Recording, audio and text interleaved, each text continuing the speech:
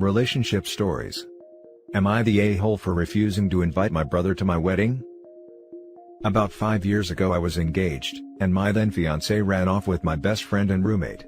This led to all sorts of bad things happening. A few months later, my brother got married to his longtime fiancé, and I found my ex was the maid of honor at his wedding, and he made the guy she ran off with his best man.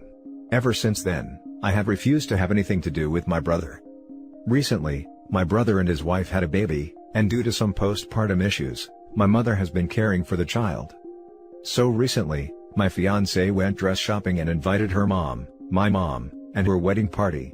Apparently, during the drive, my mother started talking about how I should just forget what happened, forgive my brother and move on. When I was told this, I lost it. I told my mother I would never invite my brother, and that he has no place in my life. He's not a brother to me. She also thinks that because my other brother in Germany is coming, that my younger brother deserves to see him. I said that's up to him, but not at my wedding. My fiancé says I should bury the hatchet, because it's not fair that my nephew will never know me. I said if the child reaches out to me later in life, I am fine with that, but I stood my ground about not letting my brother attend the wedding, or be a part of my life. This has been going on for months and it seems like everyone is leaning to his side. Am I really the a-hole here? Edit. For everyone asking if he's ever apologized, he hasn't. One year he did have my mother give me a Christmas present. It was a doormat with my name on it. I thought it was insulting. My mother said it was him trying to extend an olive branch. Edit 2, for those asking about my relationship prior. My brother and I had a healthy relationship prior to this. The general thought process is that his wife didn't have a lot of friends here, so my ex was one of her only local friends. She would be the maid of honor. Douchebag was now her boyfriend, so my ex wanted to walk the aisle with him, so made him the best man. Obviously, this was never going to sit well with me, so the easy thing to do was to not invite me. I'm guessing they thought I would just let it go as I'm usually a mild person. Now for the top comments. Not the a-hole. He gave you a doormat as an olive branch? A doormat? A very telling gift. The fact that it literally had my name on it didn't help. He's literally mocking you and calling you a doormat. Your parents are enabling him and using his child as something above you, leverage. Take note. 1 year he did have my mother give me a Christmas present. It was a doormat with my name on it. I thought it was insulting. My mother said it was him trying to extend an olive branch. Then gift him some toilet paper with his name on it for Christmas.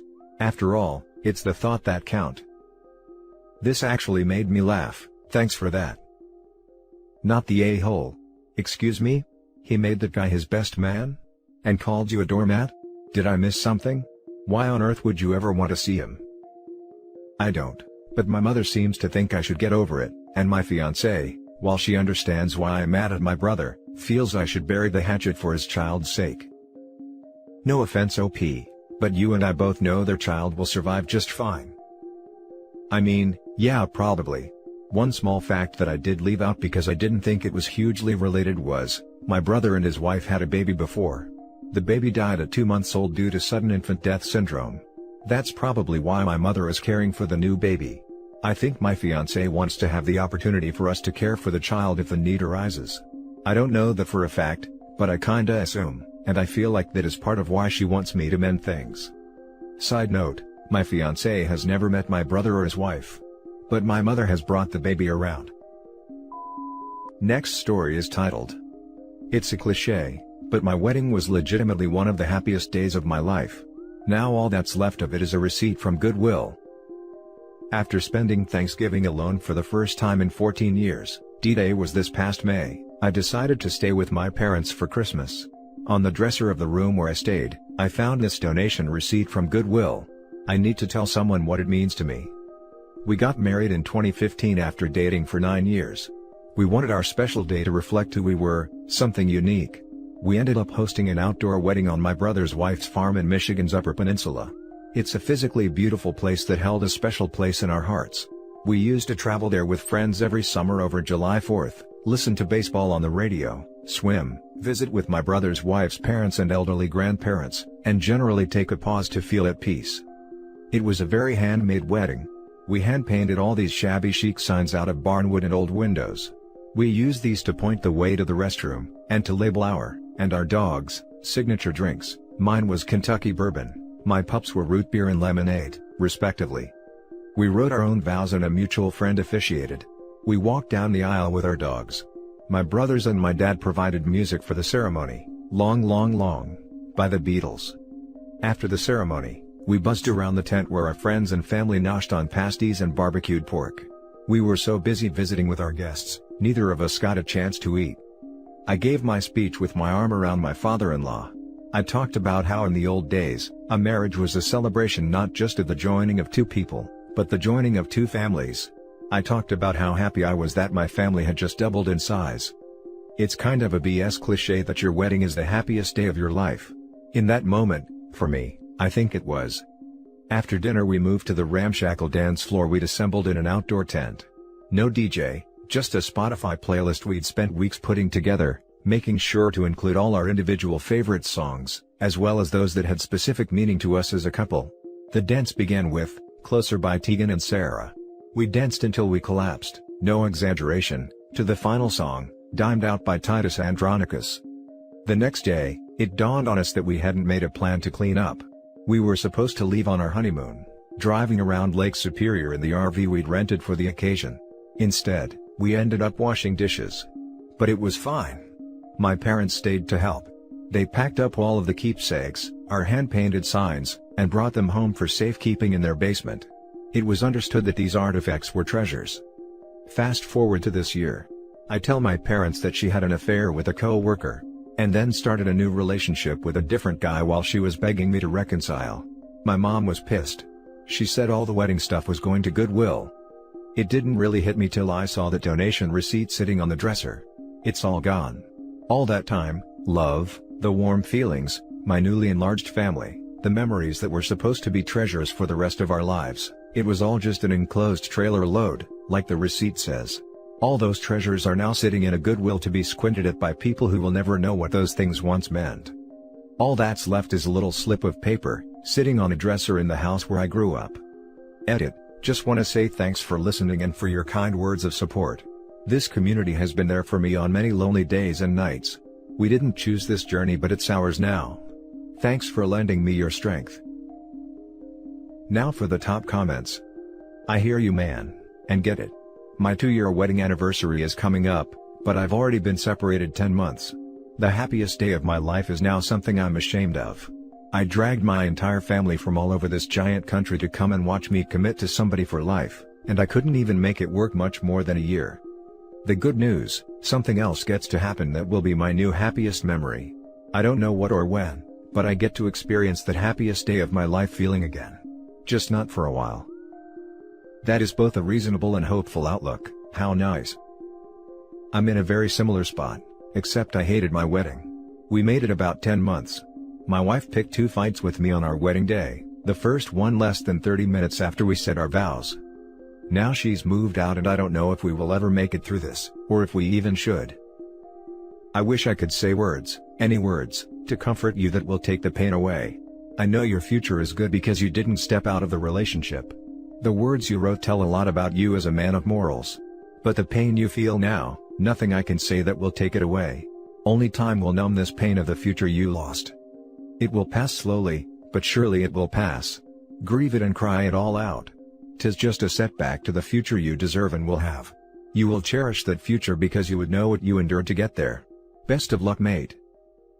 I had all my wedding stuff in totes. My dress in a bag. 38 female, by the way. I hauled it around. 3 moves. Across state.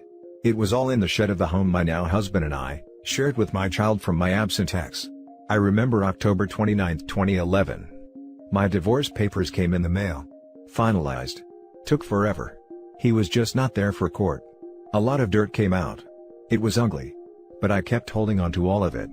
My now husband and his buddies were having a bonfire. We lived in the country. We'd gotten new furniture and the old became reason for the fire. I was looking at the papers, and then the shed. I put the papers down and went to the garage. I saved some photos for my son if he ever wanted them, and some of my family.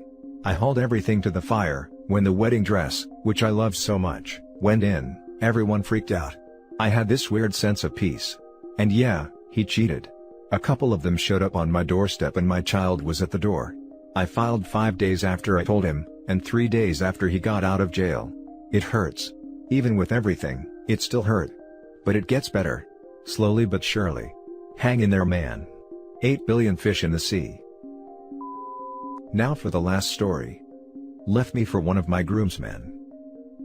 I, 34 male, am wrapping up a divorce from my wife, 33 female, who was having an affair with one of my groomsmen, 34 male. We have 2 children, my son, 3 male, and her daughter, 10 female, from a previous relationship, who I raised since she was 2 years old. We were married for 6 years, and together for a total of 8. My ex has diagnosed borderline personality disorder. The last 3 years of the marriage, she would not touch me or say she loved me. She convinced me I was the one who was sick. In 2018, things got so bleak I put a gun to my head, before thinking of my kids and checking myself into inpatient psychiatric care for a week.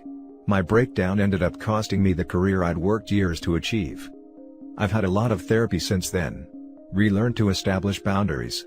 I got a new job in PR for a non-profit, which I lost when COVID came in. But things with my ex didn't get any better, so I asked for a divorce, though she filed first and had the papers served to me just days before my birthday, in front of my parents and kids. She moved out of my place directly in with my groomsmen. I was a groomsman in his wedding and godfather to his children. They became friends after his divorce. I was uncomfortable with it and said so. She accused me of being controlling, and not letting her have any guy friends. All of her friends when I met her were guys. I didn't mind. She had a man of honor, not a maid of honor. Obviously, at some point, the friendship became more than friendship. When I confronted her, she said, "Everyone already thought we were, so I figured, why not?"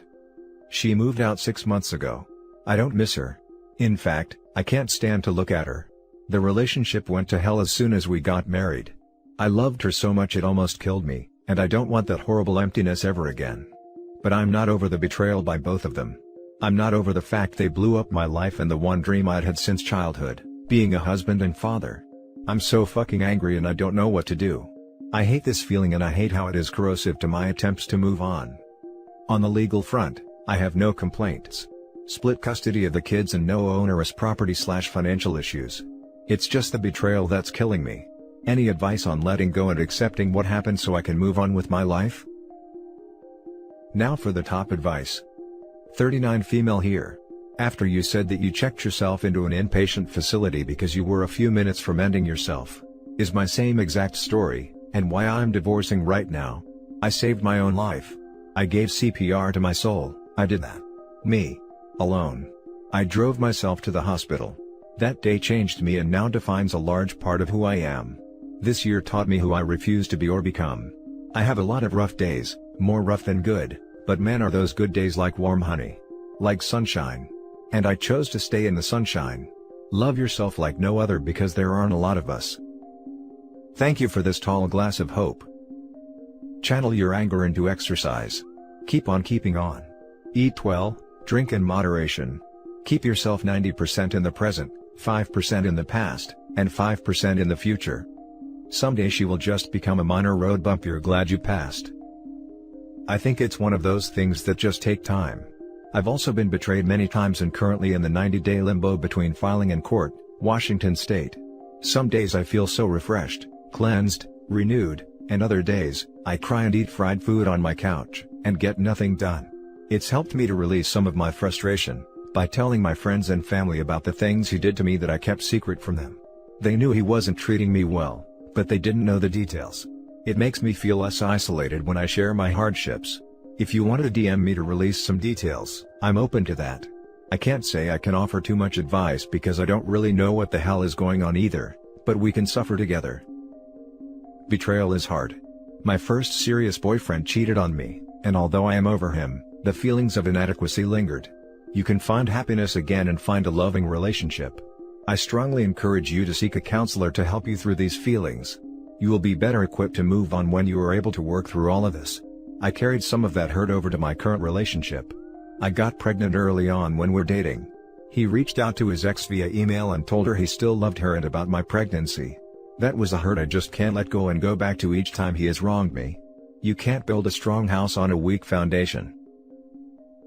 And that's it for this video guys. If you have thoughts to share, leave a comment below. Don't forget to hit like and subscribe if you like this content. I'll catch you in the next one. Good day everyone.